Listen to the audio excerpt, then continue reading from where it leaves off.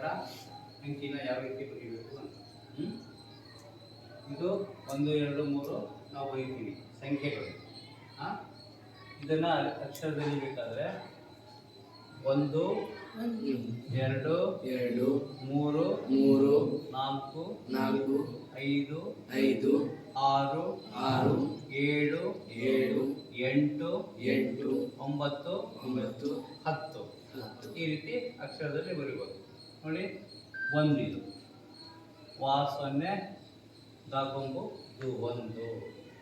ಇದನ್ನು 2 ಅಂತ ಹೇಳ್ತೀವಿ. ಎ ರ ಡು 2. 3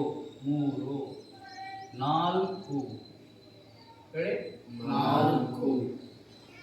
5 5 6 6 7 7 8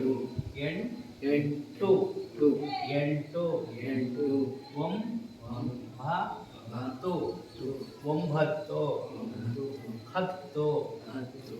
ಈಗ ಹೇಳಿ 1 2 3 4 5 6 7 7 8 9 10. ಇದೆಲ್ಲ ಓದೋದು ಅಭ್ಯಾಸ ಮಾಡಬೇಕು, ಅದೇ ರೀತಿ ಬರೆಯೋದನ್ನು ಅಭ್ಯಾಸ ಮಾಡಬೇಕು. ಇದರಿಂದ ಏನಾಗುತ್ತೆ, ಮುಂದೆ ನಾವು ಅಕ್ಷರದಲ್ಲಿ ಬರೀಬೇಕಾದ್ರೆ ಈ ರೀತಿ ನಾವು ಅಕ್ಷರದಲ್ಲಿ ಬರೆದ್ರೆ ಬ್ಯಾಂಕುಗಳಲ್ಲಿ ಆಫೀಸ್ಗಳಲ್ಲಿ ಇಂಥ ಬರೀಬೇಕಾಗುತ್ತೆ. ಅದಕ್ಕೆ ನಾವು ಇದನ್ನು ಅಭ್ಯಾಸ ಮಾಡಬೇಕು. ಅರ್ಥ ಆಯ್ತಲ್ಲ?